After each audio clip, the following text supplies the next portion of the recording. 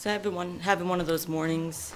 I woke up and there's like all these blisters on my hands, just my right hand. And it's just they itch and they hurt. I don't know where they came from. They just showed up overnight. Like I have the same kind of thing inside my lip, and it's just, for someone who's kind of a hypochondriac, it's a little bit scary. But I'm used to my skin doing stupid things because I have very sensitive skin, and I probably just touched something that I didn't agree with or that it's stress. So I'm like, okay, I can deal with that. It's just my skin being me, and my body will heal itself, or it'll give me enough warning that, I can go to the hospital without dying. So then the morning went on, and my husband called me to ask me a question, but he couldn't hear me over my phone, and that's been going on for a little bit. And it turned out that my son had dropped my phone, and I guess my phone doesn't work now, and I had to go borrow my neighbor's phone to make an important phone call for my son. And I'm not comfortable asking people for help or, so that was kind of hard. So I'm like, okay, I'm just gonna go. My husband fixed our bikes and put a trailer on so Royal can sit in the back and ride with us. And so I'm like, I'm gonna just go to the store. I need to do some grocery shopping, and then, that'll get my mind off my rash and, just clear my head. So I rode the bike last night just to, get used to it. And I got on the bike and my body was so sore. My butt hurt so bad. And so I'm like, oh, this is so painful. So I get to the store, and because my blood pressure, my heart rate's up because I've been exercising. When my heart's rate up after I exercise, I'm more prone to anxiety because, my blood pressure's already up and everything. So I'm like having a horrible anxiety attack in the middle of the store. And my heart has been having like hard palpitations a couple times the past 24 hours. And so I'm like having a horrible panic attack.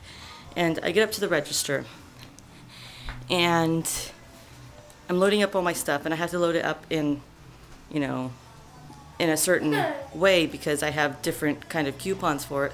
And I get halfway unloaded, and this lady behind me started putting her groceries right up against mine, so I don't have any extra space to put the rest of my groceries. And she knows. She's a grumpy old lady that was tired of waiting.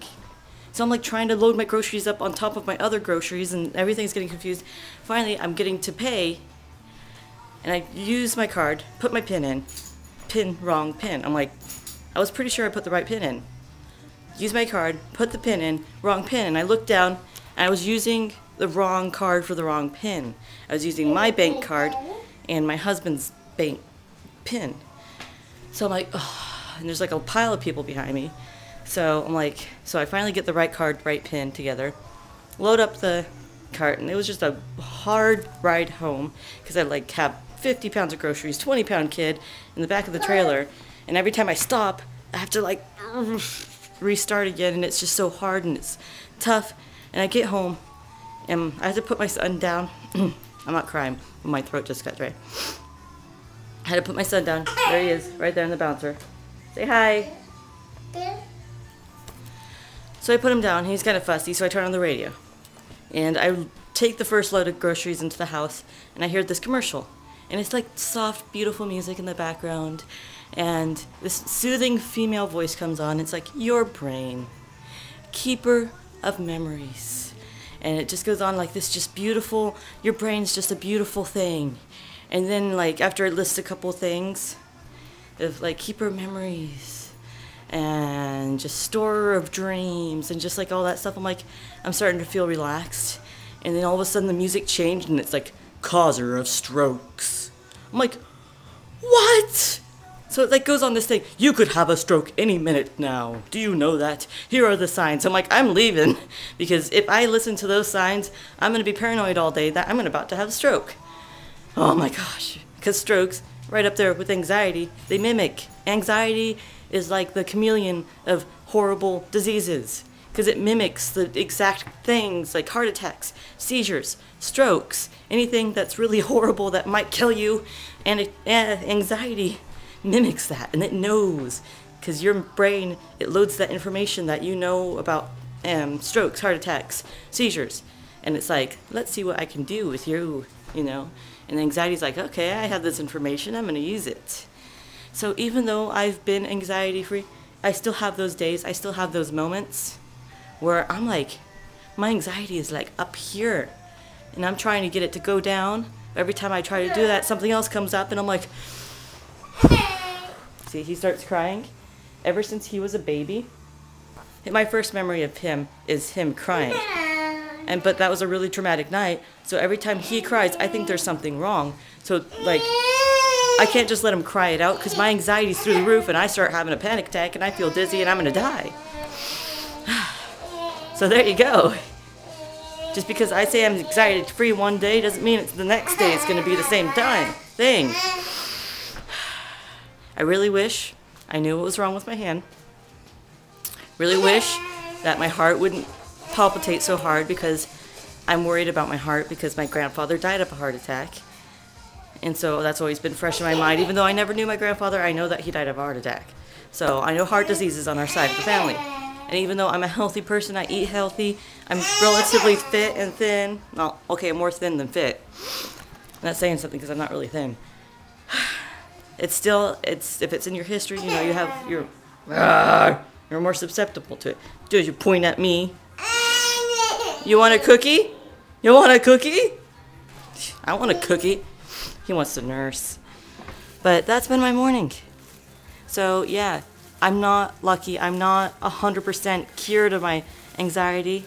It's something that I work with every single day. That I have to make those conscious choices not to let things get to me. And, you know, and when they do get to me, to not let them ruin my day. Pickles, get away from his food. Give him a cookie. I didn't give you a cookie. So I have to take it slow. I'm at home now, which kind of makes me a little bit nervous because I'm not around people. If I'm around people and have a stroke or a heart attack or something, they can take care of me. I know I've mentioned this before. And so I've always been paranoid that something bad's going to happen to me and I'm not going to be able to warn anybody. But I'm 24 years old. I'm in relatively good health. Last time I got checked out, the doctor said I was healthy as a horse.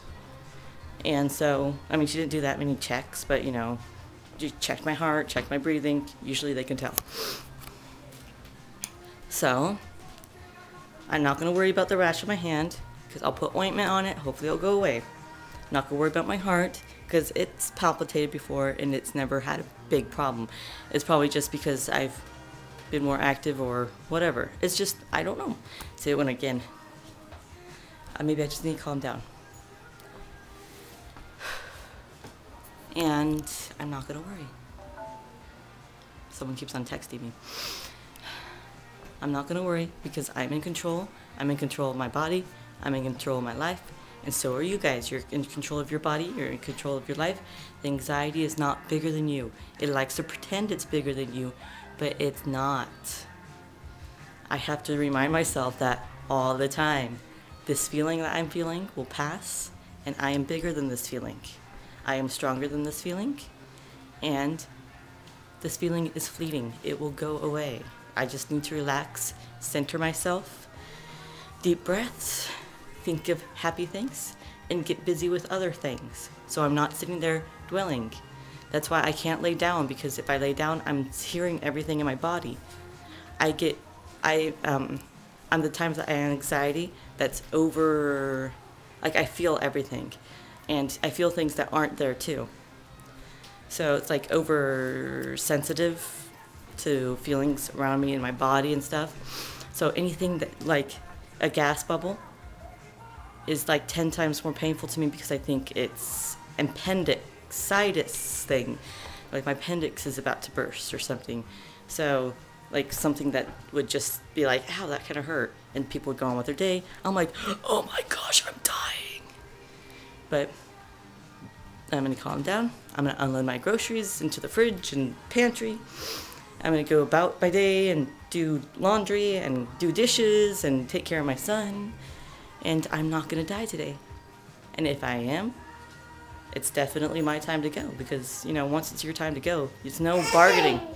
There's no saying, please, please, please don't let me go. If it's your turn, it's your turn. And, you know, that's what I believe. If, you know, it's your turn and, I mean, you can have all the medical help you want and need, but if it's your turn to go, it's your turn to go. And you might as well just accept that. Someday you are going to die. Everybody dies. It's just a part of life. It's death. And once you accept that and become more comfortable with the thought of death and your own death, even visualize your own death, people at your funeral, what they may say, or what the next world may look like, it really helps you not be afraid of it, because it's all the unknown. That's why people are so scared of death, because you don't know what's on the other side. I mean, even deeply religious people, I mean, they can have all the faith that they want, but there's no 100%, 1000% sure what's really on the other side, because no one's ever come back and be like, oh, da, da, da, da. I mean, they've had close near-death experiences. I have had one myself. I have seen things that, I believe are true, but, that also could have been just my brain, my imagination just taking over. So you never know for sure. I am a deeply religious person, but still I have my doubts sometimes, because there's no one that's come back like, okay, here you go. This is what you do. This is what happens. Be sure not to talk to that guy, because that guy is just crazy. No, it's just, whatever you make it. So just enjoy your life. Enjoy the moment that you have here. Make the best of every moment. And that's my little thing today. So I hope you're having a fantastic day. Hope you're having less anxiety than I am and less rashes than I am. And so things will get better. If I can say that amidst an anxiety attack that I've been having right now, you guys can believe it. Because I believe it. Things will get better. And I'll talk to you guys tomorrow. Bye.